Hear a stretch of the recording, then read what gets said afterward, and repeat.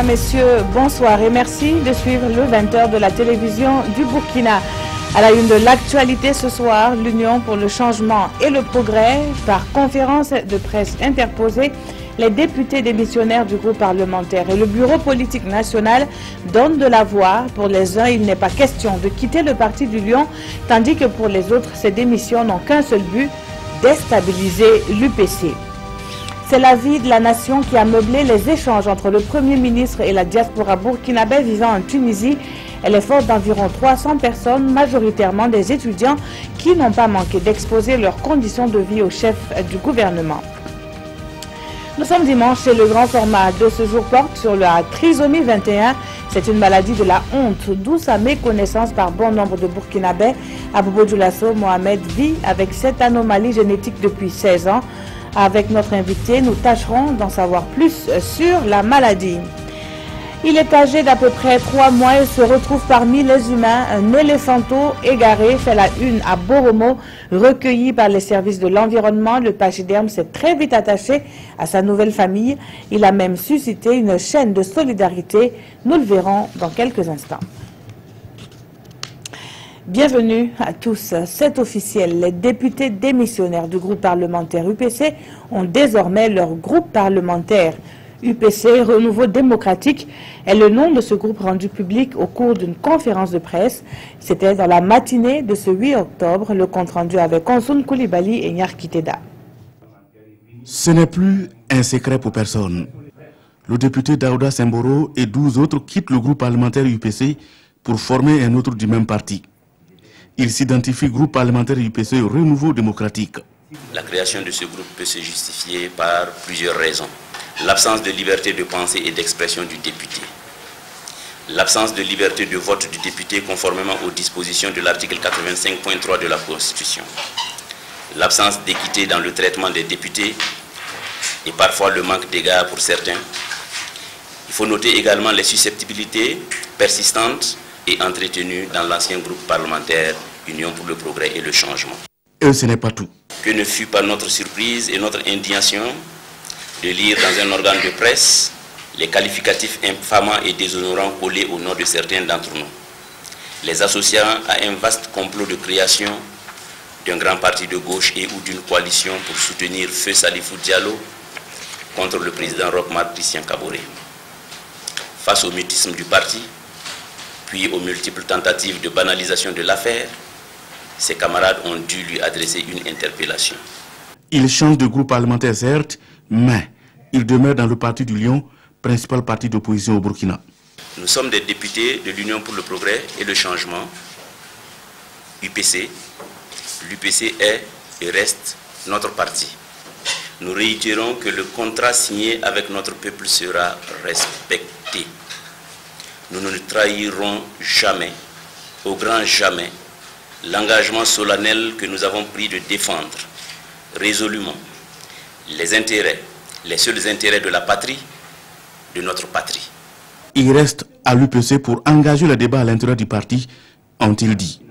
À travers cet acte, Daouda Semboro et les siens veulent marquer l'histoire et non être marqués par l'histoire. En outre, ils dénoncent les actes de violence qui sont perpétrés au domicile de certains, gardés actuellement sous haute surveillance policière, et disent être ouverts au dialogue. Pour eux, l'UPC a 2 groupes. Il appartient désormais au chef du parti d'être au-dessus de la mêlée.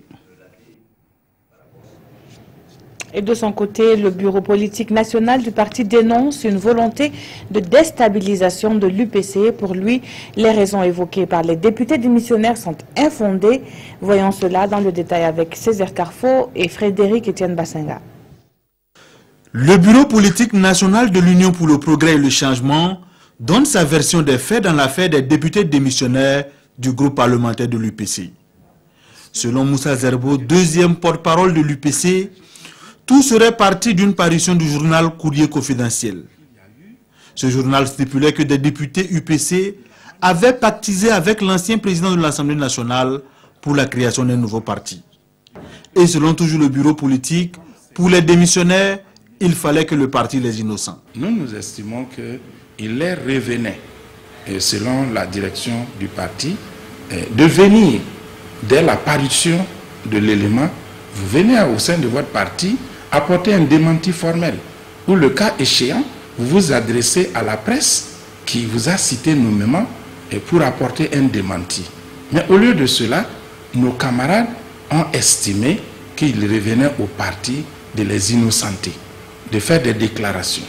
Ce que nous avons trouvé quand même assez contradictoire. Et c'est pour cela, dans un courrier daté du 19 septembre, le président du parti a pris l'initiative, après qu'ils aient écrit au président pour manifester leur mécontentement quant au mutisme du parti, ce qu'ils appellent mutisme. Et le président a répondu tout simplement qu'ils prennent immédiatement en contact avec la direction du parti pour apporter un démenti. Et deuxième élément qu'ils devraient faire, le même jour que le document est paru là, qu'ils agissent rapidement et qu'ils repartent à leur base pour les rassurer, pour dire qu'en réalité l'écrit, il n'en était rien. Et face à cette situation, le parti même a pris l'engagement et la responsabilité de dépêcher 2 personnes pour les rencontrer et échanger avec eux. Il s'agit notamment du vice-président Sanou Amadou et du secrétaire général du parti pour les écouter. Ce qui, à notre sens, ne devrait même pas être le cas. C'est vous qui avez été cité par un journal.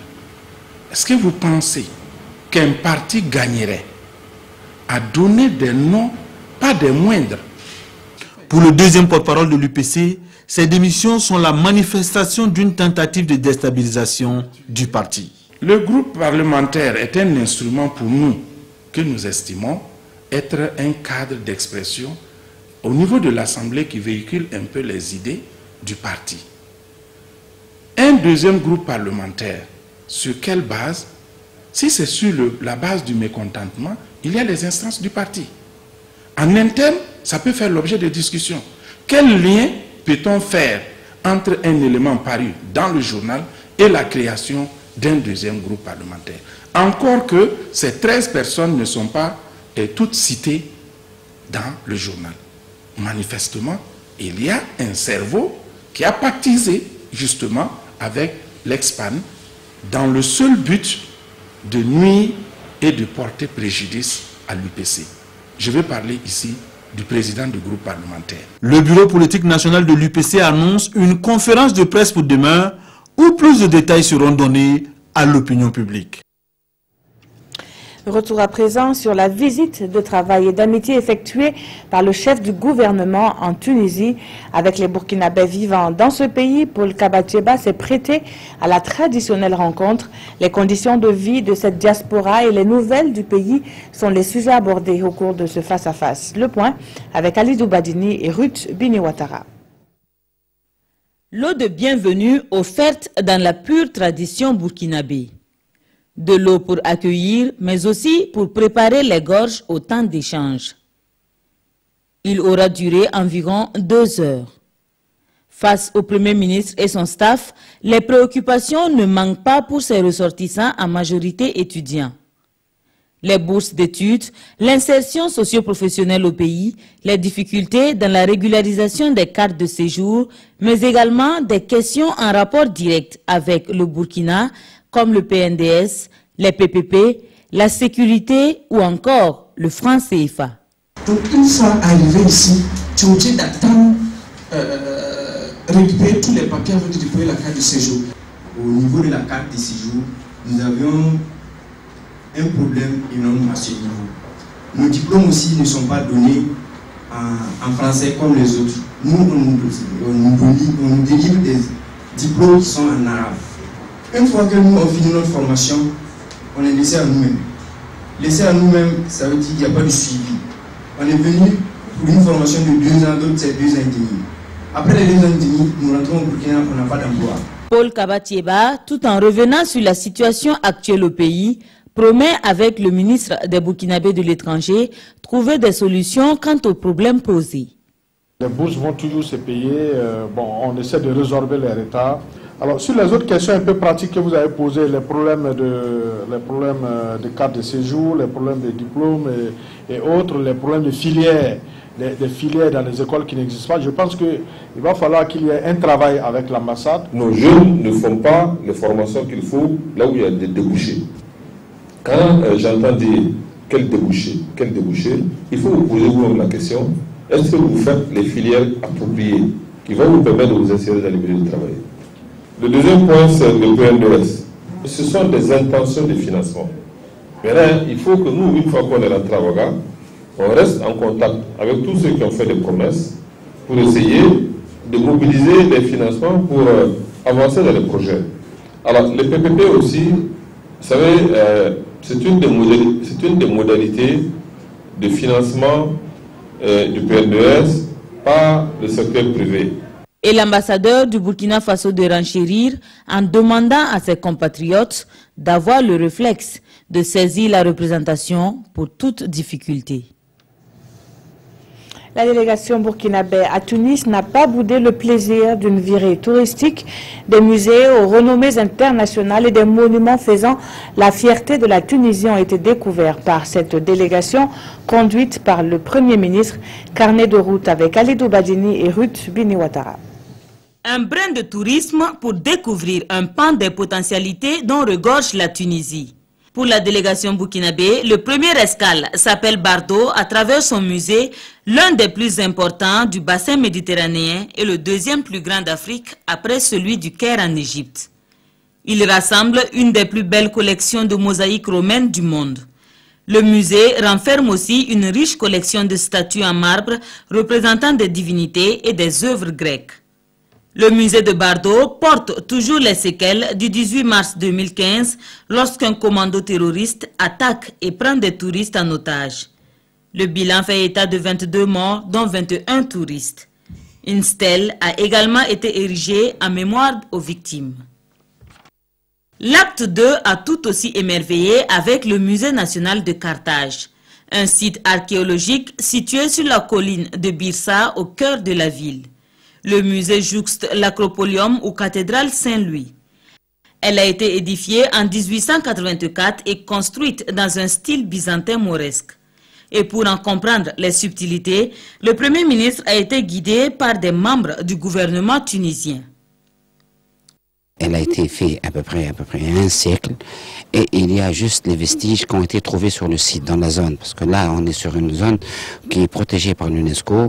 La délégation peut ensuite se fondre dans le décor paradisiaque des thermes d'Antonin, un vaste ensemble thermal romain fait de ruines dans des jardins luxuriants au bord de la Méditerranée. C'est impressionnant parce que ce sont des œuvres artistiques, des œuvres archéologiques qui datent du 4e siècle avant Jésus-Christ. C'est exceptionnel. Exceptionnel, ce qui a été fait ici, ça impose simplement le respect. Dernier cap pour Paul Kabatieba et sa délégation, le Centre des musiques arabes, installé dans le palais du baron Rodolphe d'Erlanger. Un grand collectionneur et amateur d'objets d'art au goût éclectique. C'est un véritable patrimoine musical qui est donné à voir. Faites un tour en Tunisie pour le plaisir des yeux et ce, d'autant plus qu'il n'existe plus de formalité pour le visa. Certainement, Ruth, mais pour l'heure, c'est le sud-ouest du Burkina qui invite à sa découverte. À la faveur de la commémoration de la fête de l'indépendance, la région s'apprête à accueillir le Burkina, mais aussi des hôtes venant d'ailleurs. Le ministre de l'Urbanisme et de l'Habitat est allé constater l'état d'avancement des travaux en cours à Gawa. Le point avec Oumarou Sayon et Isia Kanana. Le ministre de l'Urbanisme et de l'Habitat, de nouveau sur les chantiers du 11 décembre Gawa 2017. De la place de la Nation au nouveau marché, en passant par l'auberge de l'appelé du SND, la gare routière, bref, Maurice Dieudonné Bonanné se dit satisfait du taux d'exécution des travaux. Les chantiers les plus en retard sont au niveau bon. Il y a des chantiers qui sont au niveau excellent. C'est pour vous dire que nous serons fin prêts pour le 11 décembre 2017. Vous avez vu les travaux, non seulement bien faits, mais faits dans les délais.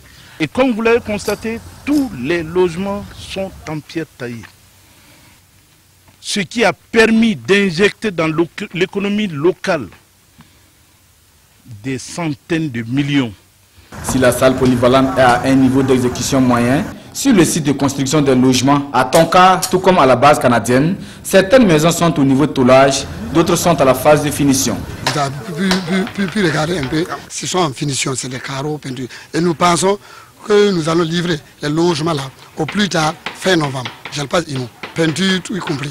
Nous n'aurons pas de problème. Nous sommes très satisfaits d'avoir les encouragements au lieu de la construction et ça nous donne des efforts, de doubler d'efforts encore pour pouvoir produire des bâtiments de qualité pour livrer à nos compatriotes. Faire de la célébration de la fête du 11 décembre 2017 une réussite, c'est l'invite donc que le ministre de l'Urbanisme et de l'Habitat lance aux habitants de Gawa et à l'ensemble de la population du Sud-Ouest. On en vient au sujet du grand format de ce dimanche. Mohamed est un adolescent qui rêve de jouer au football comme le font les autres enfants de son âge. Il est cependant contraint de rester chez lui, très souvent à l'abri des regards, tout simplement parce qu'il souffre d'une maladie, la trisomie 21. Il en souffre depuis sa naissance. Ses parents ne l'ont découverte que lorsqu'il avait 4 mois. Karim Sissé est allé à la rencontre de la famille de Mohamed. Suivez. Mohamed Konaté est l'unique enfant de Béatrice et de Lassina Konaté. Un enfant atteint de la trisomie 21 depuis sa naissance. C'est à l'âge de 4 mois que nous avons constaté qu'il avait des anomalies. Il n'arrivait pas à tenir sa tête. Donc on a commencé, on a fait des examens. On a dit que c'est un problème de nerfs. On a commencé comment on appelle ça, la rééducation. Pour la rééducation fonctionnait pour que ces membres-là tiennent. Depuis ce temps, on fait la rééducation, ça ne marche pas. On a couru de gauche à droite jusqu'à ce que le père César, qu'on a vu une fois, nous a parlé de problèmes au niveau du cerveau. La trisomie 21 est une pathologie génétique qui s'attaque aux chromosomes. Normalement, l'homme a 44 chromosomes autosomes et 2 gonosomes. Donc le 21 est un autosome. Quand il se présente sous forme de 3, c'est ce qui a donné le nom de trisomie. Et c'est une maladie particulière. C'est la première maladie génétique découverte. Et elle est assez fréquente. La fréquence est pratiquement constante dans le monde. Sous nos cieux, les enfants trisomiques sont souvent l'objet d'une certaine marginalisation sociale. D'aucuns le qualifient même d'enfant serpent. Chacun dit ce qu'il pense. C'est un serpent, c'est un génie, c'est un enfant maléfique. Bon, il y a des propos qui sortent souvent de la bouche des gens que si tu veux tout écouter, c'est comme si tu devais prendre l'enfant et aller le jeter. Pourtant, c'est ta chair, tu ne peux pas le faire. C'est le constat d'un signe qui est la réputation de la langue, qui a fait qu'on compare ces enfants souvent à un serpent. Mais je pense que tout est une question de société. Et je pense qu'ils n'ont rien à voir avec le serpent. Si certains enfants trisomiques sont rejetés par leurs propres parents, ce n'est pas le cas pour Mohamed Konaté. Quand une femme est enceinte, tu ne peux pas savoir est-ce que c'est un enfant malade, c'est un fou. Et il va devenir comment, tu ne sais pas. Ce qui est sûr, c'est qu'il va sortir là. Il faut l'accepter. Il faut l'accepter. Il ne faut pas regarder tout ce qu'on va dire. Pour le professeur Aboubakar Nakrou, chef du département de la pédiatrie de l'hôpital Soro-Sanou de Bobo-Dioulasso, lorsque ces enfants sont bien pris en charge, ils peuvent avoir des performances souvent incroyables. Moi, j'ai visité un centre de trisomiques éduqués en France, où je les ai vus faire de la mécanique, de l'électricité, qu'on dit métier à risque, et surtout de l'informatique, qui est à la pointe aujourd'hui. Donc vous comprenez que tout ce qu'on dit tourne plus autour vraiment de la superstition que plutôt de la réalité. Malheureusement ici à Bobo-Dioulasso, il n'existe pas jusque-là de centre spécialisé pour accueillir les personnes qui souffrent de la trisomie 21. La famille Konaté est donc abandonnée à elle-même. Il n'y a pas un centre, vraiment ce qu'on demande là. On veut qu'on s'occupe de ces enfants, ils sont nombreux. Ils sont nombreux. Moi, mon enfant a 16 ans, il doit aller à l'école. Il doit jouer au football, il aime le football, il doit jouer au football. Il doit faire beaucoup d'activités, mais voilà, il est privé de tout ça. Au stade actuel de la science, on ne guérit pas de la trisomie 21. Car cela ne tienne, la famille Konaté garde toujours l'espoir qu'un jour viendra où leur fils pourra enfin s'exprimer. Monsieur Yassia Ouedraogo, bonsoir. Bonsoir, Peggy Ouedraogo. Alors, vous êtes le directeur de la protection et promotion des personnes handicapées au ministère en charge de la solidarité nationale. On peut se poser cette question, jusqu'à quand les parents Konaté devraient-ils garder cet espoir-là? Merci à la TNB de nous accueillir ce soir pour échanger un peu sur la prise en charge des enfants handicapés, notamment pour les cas, comme vous voyez, si nous on parle de polyhandicap, où vous voyez les retards mentaux, il y a aussi au niveau des incapacités motrices.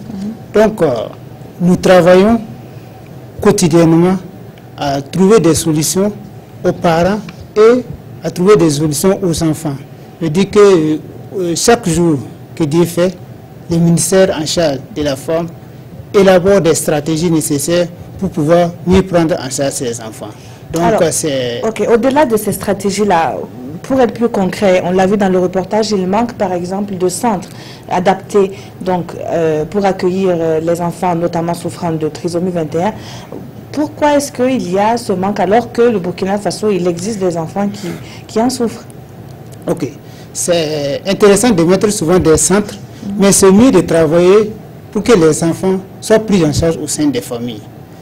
Il y a des situations où il y a des enfants, peut-être que les centres doivent être mis à côté pour peut-être les rééducations fonctionnelles, mais nous travaillons à ce que les enfants soient pris en charge au sein des familles, au sein de la communauté, pour que la communauté puisse savoir que, pour éviter les discriminations, plus on construit des centres, plus on aura tendance à mettre ces enfants dans les centres et à les laisser là-bas. Mais une fois que les stratégies sont adaptées au sein de la communauté, nous verrons que la population a accepté ces enfants et aussi il est démontré que si ces enfants sont pris en charge au sein de leur père, ils apprennent plus vite que si on les met dans les centres. Alors justement, vous parlez d'accompagnement, de stigmatisation. Qu'est-ce qui est fait justement à votre niveau pour essayer de casser les préjugés que l'on a sur ces personnes handicapées?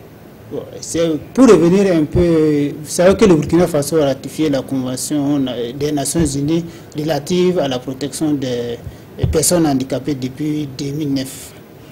Depuis cette date, nous sommes en train de mettre en œuvre, d'abord on a élaboré la stratégie nationale de la protection des personnes handicapées qui se compose en deux axes, la protection des personnes handicapées et la promotion. Certes, elle est en cours de relecture pour un peu harmoniser avec les PNDS et les ODD. Mais depuis en 2013-2014, nous avons mis l'accent pour l'accompagnement des structures de prise en charge. On a des associations qui sont dans les régions, dans les communes qui prennent en charge les enfants handicapés. Depuis 2013-2014, on a mis au moins plus d'1 milliard pour accompagner ces structures. Est-ce que justement les résultats sont palpables sur le terrain? Parce qu'on l'a vu dans le reportage, la maman du petit Mohamed dit qu'ils sont délaissés pour compte. Est-ce que c'est vérifiable sur le terrain? C'est un travail que nous sommes en train de faire pour que les gens puissent connaître aussi nos services, pour que les gens puissent connaître aussi les structures de prise en charge. Parce que ça manque aussi, c'est ça aussi le problème. Il y a des parents qui ne partent pas en contact avec les services sociaux, peut-être qu'ils se limitent aux structures sanitaires. Or, l'accompagnement communautaire aussi, c'est les travailleurs sociaux. Or que dans toutes les 45 provinces, le ministère dispose de travailleurs sociaux compétents formés en la matière. Est-ce que ces personnes formées justement approchent, puisque les parents ont honte, on a parlé de la maladie de la honte, est-ce que vos services approchent les services sanitaires pour travailler ensemble, par exemple? Oui, pour pallier à ce problème, le ministère vient d'élaborer un programme national de prise en charge intégrée des enfants handicapés. Et nous comptons au moins 40 000 enfants d'ici le 2018-2021, appuyer 40 000 enfants handicapés.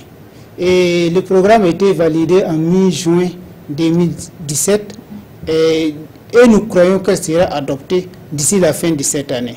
Là où nous mettons l'accent sur une prise en charge individualisée, où les travailleurs sociaux, il y aura des équipes pluridisciplinaires au niveau, une équipe éducative au niveau des directions provinciales, qui seront chargés d'appuyer ces enfants, de les accompagner et accompagner les familles. Comme on dit, prise en charge individualisée, tous les enfants n'ont pas les mêmes problèmes.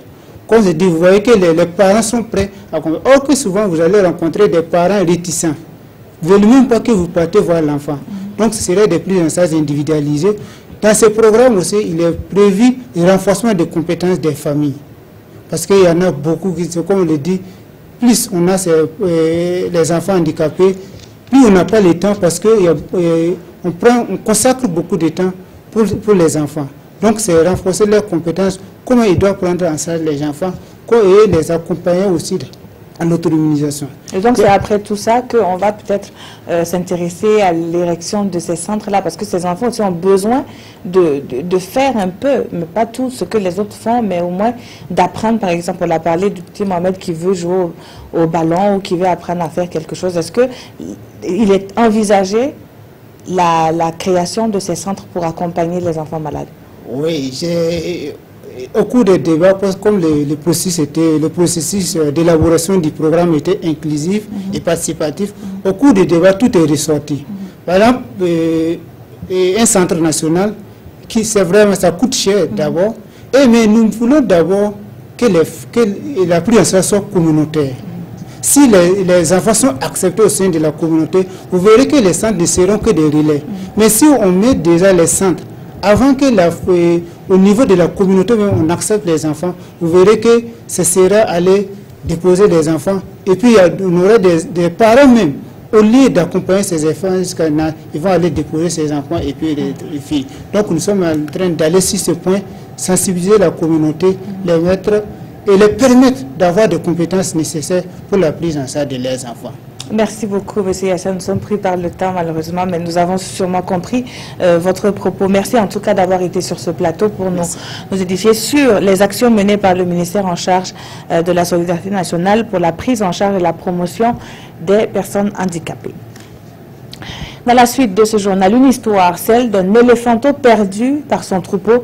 Il a été accueilli par les services de l'environnement qui se sont très vite retrouvés limités en ressources. Depuis, une chaîne de solidarité a été lancée pour nourrir et soigner le petit pachyderme âgé d'à peine 3 mois. Sanoua Christine Koulibaly a voulu en savoir plus, son reportage. Il est devenu l'objet de toutes les attractions et de toutes les attentions ici à Boromo.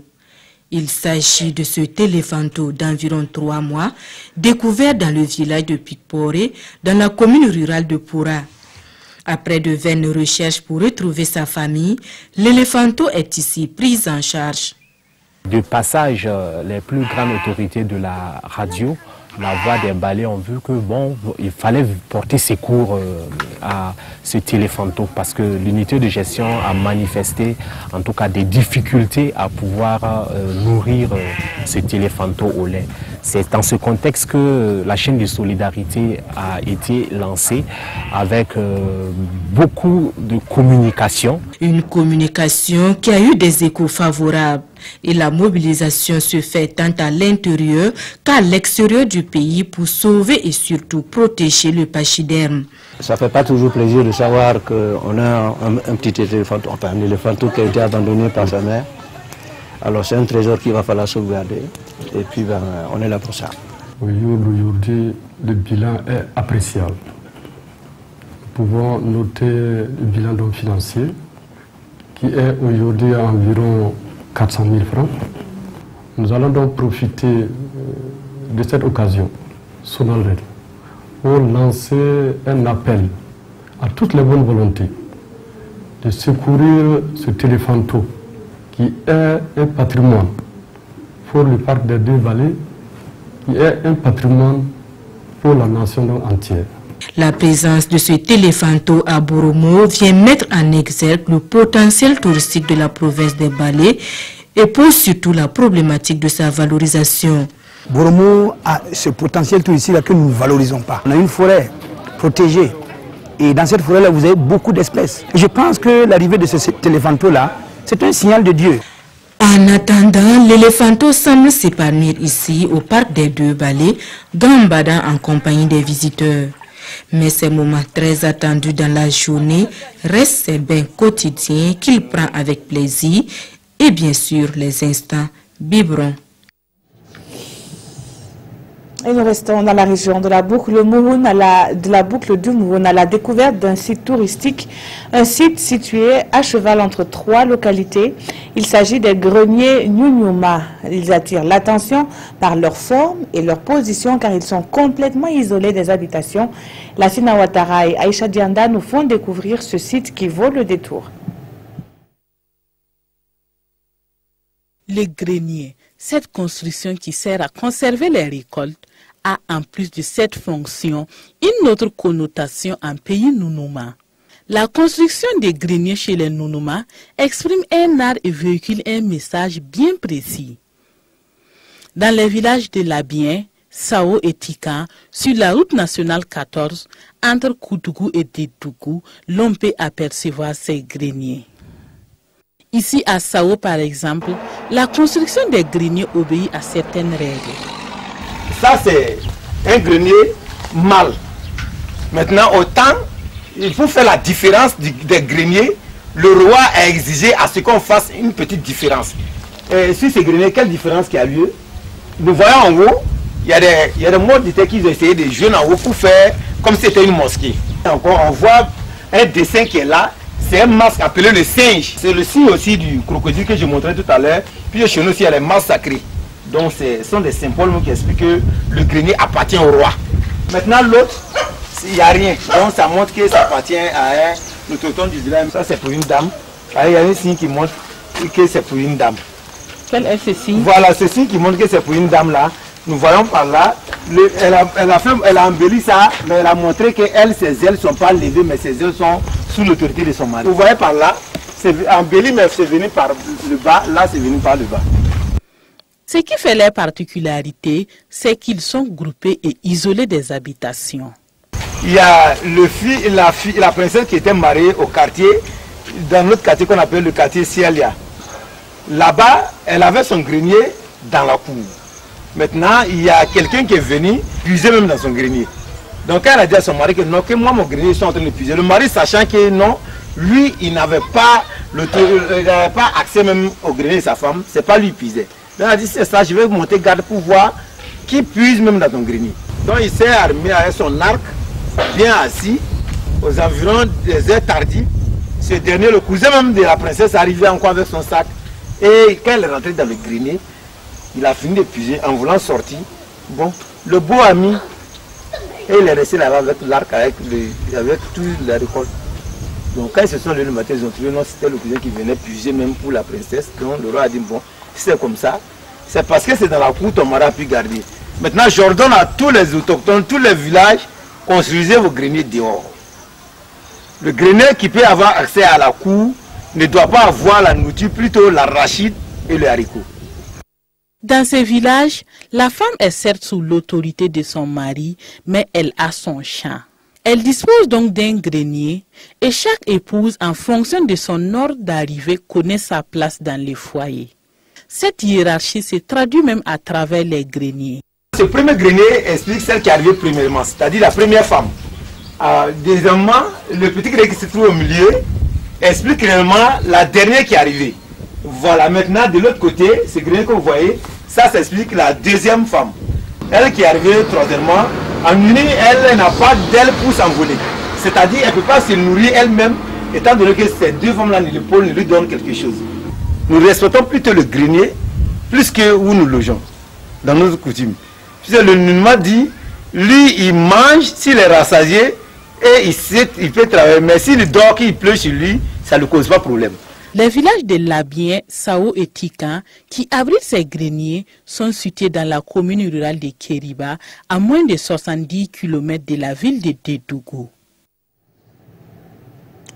Ils l'attendaient depuis des années et aujourd'hui, plus de 2000 jeunes ont pu bénéficier d'une formation sur l'entrepreneuriat avec pour ambition de réduire le chômage. Le ministère de la Jeunesse table sur l'auto-emploi. La formation qui s'est tenue à Bobo-Dioulasso s'est axée sur des modules bien précis. C'est ce que nous disent Hassan Gourabou et Karim Sissé. Après 5 années d'attente, c'est le bout du tunnel pour Alimata Sanou.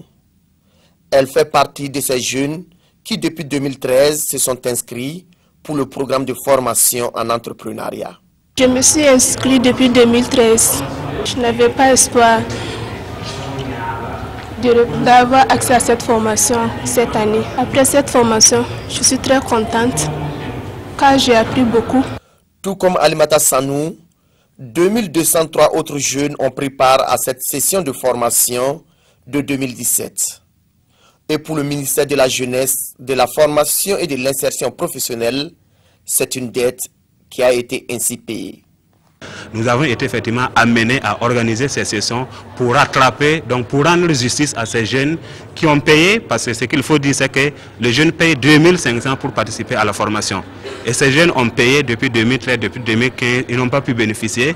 Donc nous pensons qu'aujourd'hui, nous sommes soulagés parce que nous avons rendu justice effectivement à des jeunes qui n'attendaient que ça. Chaque jeune ayant pris part à cette formation bénéficiera individuellement d'un accompagnement des formateurs pour le montage de son projet, voix du directeur général de la jeunesse et de l'éducation permanente. Des agences de voyage à la Mecque, un deal au nom d'Allah, c'est la question que pose votre magazine 52 minutes sur la RTB ce soir. Suivez-en un extrait. Sa chance d'accomplir encore le Hajj est mince. À 72 ans, Karim Ouedraogo souffre aujourd'hui d'une tension artérielle. Inscrit au Hajj 2016, il aurait été victime de la mauvaise organisation d'une agence de voyage au lieu saint de l'islam.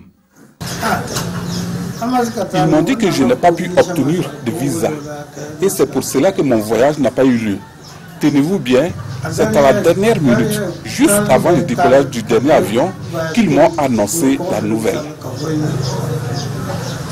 Nous avons beaucoup pleuré. Pleurer vraiment parce que notre papa n'a pas pu aller à la Mecque. On se demandait pourquoi il n'a pas pu partir. En tout cas, nous n'avons pas encore trouvé de réponse. Des larmes et de la colère. Difficile certes d'établir un lien entre la maladie de Karim et son faux départ à la Mecque. Mais dans cette famille, tous les enfants s'accordent à dire que la santé défaillante de leur père est la conséquence de l'échec de son déplacement à la Mecque. Et pour eux, le seul et l'unique coupable, c'est bien l'agence de voyage. Quel est l'avenir du Hajj avec les agences privées fortement impliquées dans l'organisation? Assainir le milieu en démasquant les mauvaises pratiques ou réorganiser autrement le voyage. Le 5e pilier de l'islam doit retrouver toutes ses lettres de noblesse. Il ne doit pas être pris en otage par des commerçants du Hajj qui veulent s'enrichir coûte que coûte au nom d'Allah. La suite, c'est à voir tout à l'heure à partir de 21h. Le rendez-vous hebdomadaire à présent avec le service des sports. Aujourd'hui, c'est Lassina Sawadoro que je reçois. Bonsoir Lass. Bonsoir Peggy.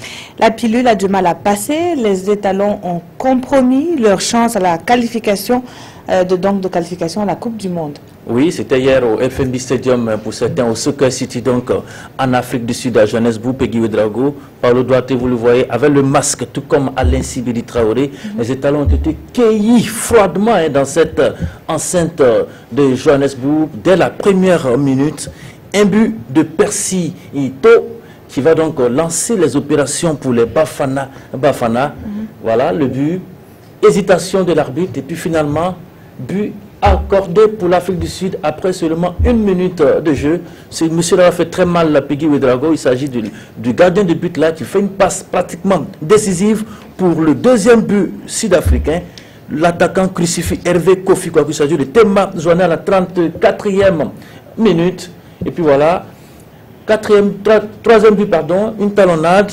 Et puis, Subisizo Vilekazi va marquer donc le 3e but pour l'Afrique du Sud après seulement, j'ai envie de dire, en première période, 3-0, les carottes difficiles à passer.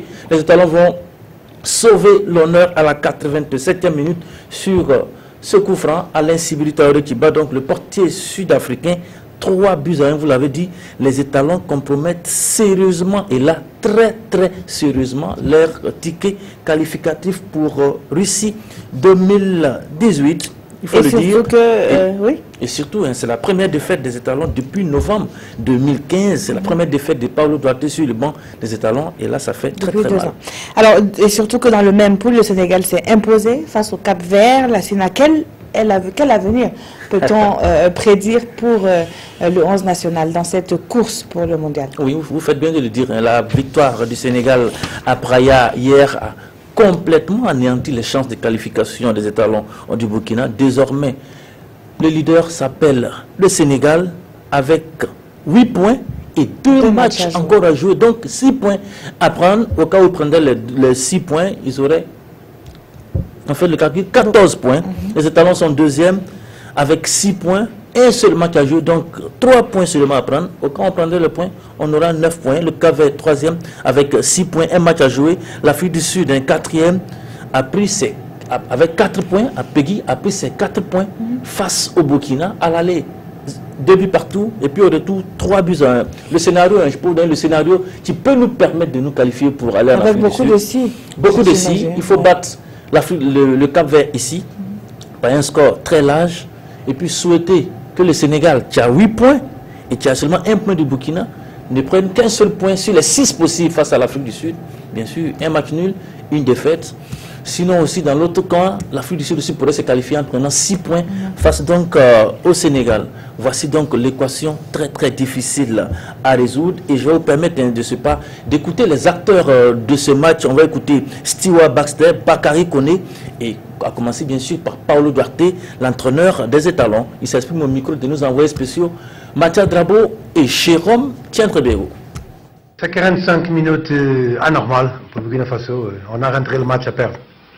1 minute et 15 secondes, on a souffrir. Et quand j'ai changé pour avoir autre philosophie de jeu, quand j'ai fait rentrer Aristide Bassé, je pense à 31 minutes, 3 minutes après, on a souffert le deuxième but. Donc tout est mal aujourd'hui pour cette équipe, tout a tombé sur nous. Il faut accepter. Il faut accepter que l'Afrique, il a beaucoup joué, il a beaucoup mérité. Je ne sais pas, ce premier but, c'est but ou non, je ne sais pas. S'il n'est pas but, peut-être aussi, on va demander à la FIFA de rejouer le match, parce qu'on a le droit aussi comme les autres. Mais si c'est but, il faut féliciter le Sud-Afrique. Un grand match, catastrophe, 45 minutes pour Burkina, et il n'a pas haute histoire. L'histoire, c'est ça, c'est une équipe qui a été meilleure qu'autre équipe. On a mal commencé au match, et tout le monde s'est démobilisé. Je pense qu'offensivement, il y avait des choses à faire. Il fallait qu'on s'applique encore plus sur les dernières places. Et c'est collectivement qu'on a sombré. La force aujourd'hui de l'équipe d'Afrique du Sud, ça a été de jouer entre les lignes, très rapidement, justement, avec Persito, il le souligne. Donc voilà, il y a eu beaucoup de mouvements en attaque, c'est ce qui a permis de mettre en danger la défense burkinabé. Voilà, Peggy, on l'a vu là, les étalons sont tombés tout de haut parce qu'on a pris cette équipe sud-africaine à la légère. On a joué le match dans l'hôtel avant donc de venir sur la pelouse du FMB Stadium. C'est dommage parce que personne au Burkina Faso ne prédisait un tel scénario dès la première minute. Voilà, c'est comme ça qu'on apprend. Il va falloir apprendre de cette défaite très douloureuse. On va changer de discipline. Tout à fait. On va parler de Vo Vietnam, c'est ça. Voilà, vous prononcez bien. C'est pas facile, mais quand même, vous arrivez donc à prononcer. C'est le championnat national de Vo Vietnam qui s'est tenu hier du côté de l'université Ouaga 1. Professeur Joseph Ki Zerbo. 51 Vochines ont pris part au championnat. Ces combattants sont issus de 9 clubs venus des 4 coins du Burkina Faso, de la ville de Julien Zerbo, président de la fédération de Vo Vietnam. La pratique de la discipline gagne du terrain au Faso avec de plus en plus d'adeptes au Peggy Ouedraogo. Le vainqueur s'appelle Boukari Rwanga, c'est le meilleur washing de l'année 2017 et le meilleur choix aussi de l'association des journalistes sportifs du Burkina. Boukari, donc, bien sûr, sera donc sur le feu des projecteurs le 20 octobre prochain lors de la scintillante nuit des champions à JSB du côté du Palais des Sports de Ouagadougou. Merci pour la promotion. Le rendez-vous, c'est demain maintenant pour le magazine des sports, mais avant, RTB Matin avec Khalifa Ouattara. Vous l'avez dit. Alors, moi, je vais dire merci à vous, téléspectateurs, de nous avoir suivis. À partir de 21h30, votre magazine 52 sur la RTB, vous l'avez vu tout à l'heure, porte sur l'organisation du Hadj au Burkina Faso. Dès demain, une nouvelle équipe s'installe à 20h. Très bonne suite de programmes sur la télévision du Burkina.